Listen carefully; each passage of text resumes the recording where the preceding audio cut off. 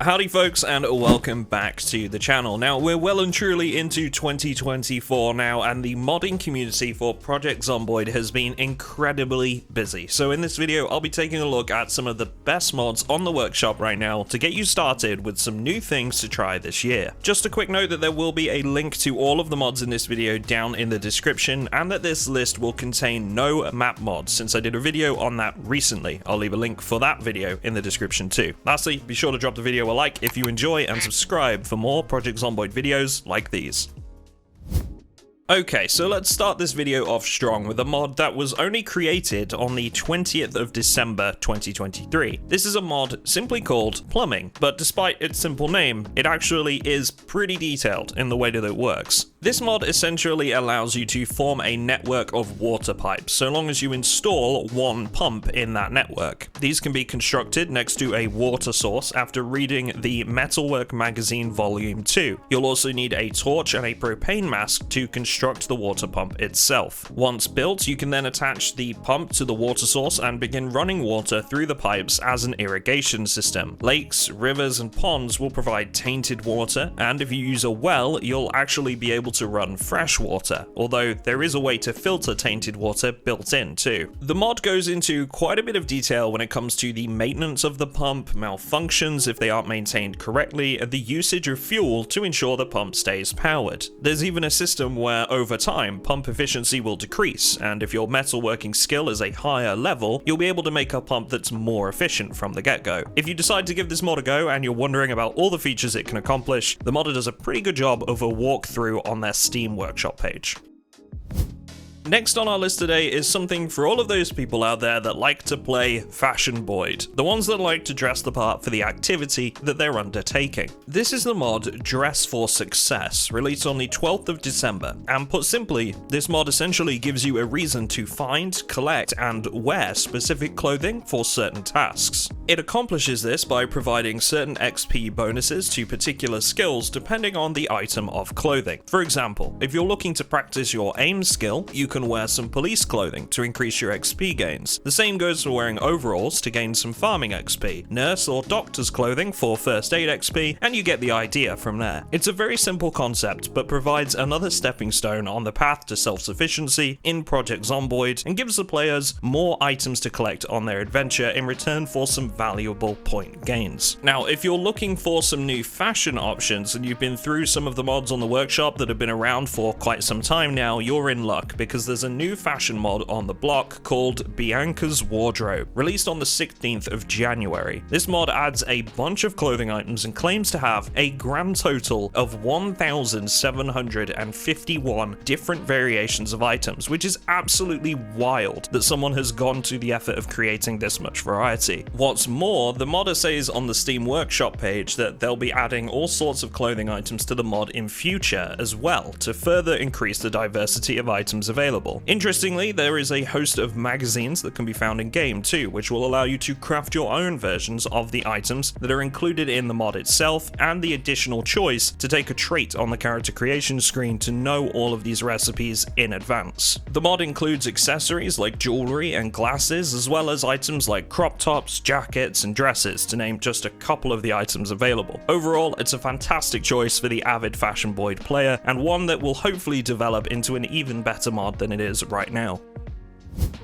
Okay, so let's move away from fashion with this next one and take a look at something for all of you folks out there that enjoy a little bit of realism. This is obvious collecting, which will be a godsend for those of you that have ever felt the pain of not being able to find a simple tool, such as a hammer. Rather simply, this mod allows you to collect items from elements of the map design that make sense. For example, if there's a bundle of sticks or a rock in the map design itself, you'll be able to find a rock or a stick from that location. This means you'll never be stuck for supplies to build craftable tools, and gives you more locations to check out for loot items as you explore Kentucky. It's a dead simple and awesome mod for those looking to add another layer of realism without putting any outlandish mods that would ruin the vanilla feel. Keeping on track with all things realism, if you want to experience some more serious weather events in Project Zomboid, the mod Real Weather is exactly what you should be looking for. Essentially, you'll face much higher temperatures in summer, which of course opens you up to actual issues you'd see in reality. reality, such as fatigue, sweating, and so on. The same goes for winter, which will now be much colder, as you'd expect it to be. You'll experience periods of heavy rain with high temperatures during the summer, and dry periods as well, in which you'll need to keep a serious eye on your crops if you're getting into some farming at your safe house. All to basically say that this is a great mod if you're looking to experience some more serious weather effects within Project Zomboid.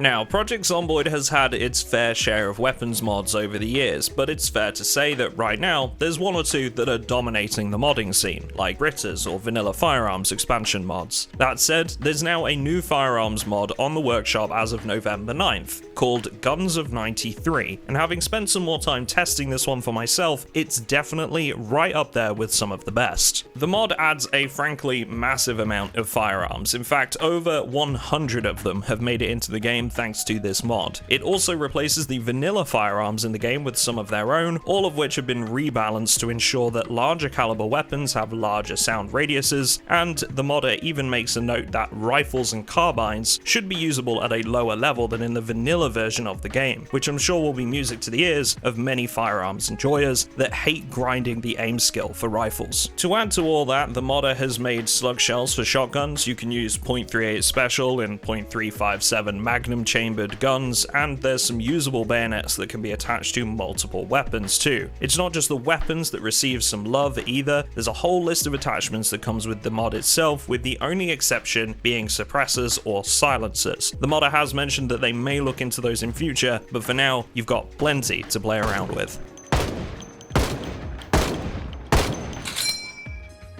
So we've got you some new weapons, but how about learning how to use them? Even with the mods that make it slightly easier, leveling the aim skill in Project Zomboid can be more of a pain in the rear than a zombie taking a chunk from your rump. To make things easier for you, the mod Training Target does exactly as the name suggests and offers the players the chance to construct different types of targets and training dummies for use in practicing with both firearms and melee weapons. Of course, you'll still draw a crowd if you haven't cleared the area appropriately first, but it does offer you a consistent way to level your skills without putting yourselves in immediate danger. Personally, I'm a big fan of the training can target, where you can make use of all those bottles or tin cans you've no idea what to do with from eating the supplies in your pantry.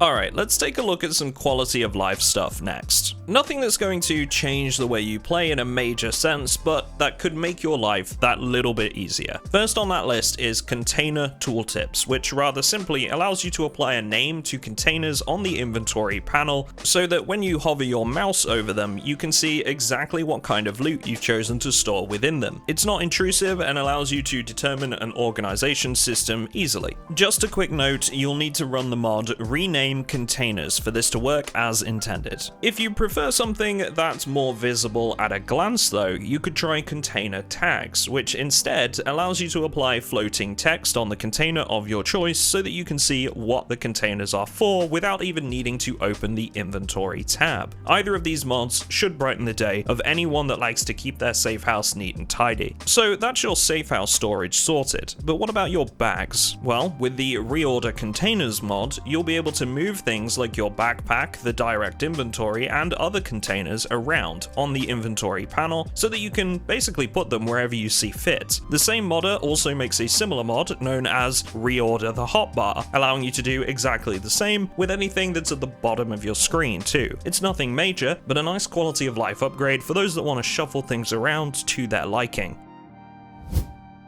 Now, have you ever wondered what effects gaining a level in a skill will actually have on your character? Sure, the quick answer is that you'll be able to do that skill better, right? Well, with the mod Descriptive Tooltips for skill levels, you'll actually start to see that there's a lot more behind some of these level ups than just completing things faster. This mod breaks down every level of each skill to show you the exact gains you're getting from the level. For example, if we take a look at fishing level 3, sure, we have an increased chance of catching fish with various methods, but we also find out that our character no longer gets bored from fishing at this level. At level 4 foraging, we can see that we can actually find ammunition amongst a host of other benefits, and well, you get the idea. You'll be surprised what you learn about each skill when running this mod, and honestly, this is something I think the vanilla game could do a much better job at displaying for the player, so it makes a fantastic addition to any quality of life mod pack. Okay, so this next one isn't exactly new. In fact, it's been around since April of 2022. That said, it's had a lot of updates since then and has quickly become a very popular mod on the Steam Workshop within the last few months. Chances are, when it comes to vehicles, you might be using something like Filibuster Rhymes Used Cars, and I don't blame you, it's a fantastic mod. That said, this mod has solidified itself as a serious contender. This is the Motorious Zone, which adds a massive host of vehicles to Project Zomboid that are era appropriate to 1993, with all of the supporting features that the vanilla game provides. The vehicles are made to a high standard, and there's some pretty unique ones out there to go and find with some smaller spawn chances too, so you've got something to actually hunt down when it comes to vehicles. The same modder has gone on to make mods like Vehicle Spawn Zones Expanded, which essentially creates specific areas where rare vehicles are more likely to spawn so that you can learn where to go for specific types of vehicles. They've also created an additional mod pack called Hot Pursuit, with a variety of police vehicles sporting different paint jobs and representing different departments. And if that wasn't enough already, there's a collectible die-cast cars mod containing all the vehicles within the original mod, and then a Motorious Zone posters mod as well, so you can start collecting some vehicles that won't take up quite as much space as the real thing. Seriously, if you haven't tried this one yet, it's well worth a go. Next up, I've got one for all of you base builders out there looking to go further than the vanilla game allows with the current construction system. This is the building menu mod, which, as the name suggests, creates an entirely new interface for buildable objects with over 1,500 possibilities, all from the vanilla game. This means that you can pick from a host of furniture available, rather than having to settle for something that looks like it was built in your shed after a few beers. The interface allows for you to browse what those items look like before you place them, and you can set the opacity of this menu to your preference. If you're a fan of using extra tile packs, or perhaps you're just running them because a map mod you're using requires it, you're in luck there too, because this mod comes with a bunch of additional mods for many of the popular tile packs on the workshop, such as Dylan's and Simon MD's tiles, as an example. There's 5 extra tile pack mods in total, allowing you to build all of the items in those tile packs. The mod has been tested with existing saves and multiplayer to confirm that it should work in both instances. So that's just about it from me in this one, but I hope you found a mod in this video to use in your future playthroughs. Just a quick reminder before I go that all of the mods in this video can be found in the description, and if you want to share some mods you've come across recently, please do feel free to put them down in the comments section below. Just remember that YouTube doesn't tend to be a fan of links in the comments, so keep it to names only just in case. I'd like to close with a very special thank you to all of my Patreon supporters for backing the channel and joining me on our whitelisted Project Zomboid server dedicated to my supporters. We're starting a new wipe at the start of February, so if you're interested, there's a link in the description to join them. Thanks folks, and I will see you all in the next one.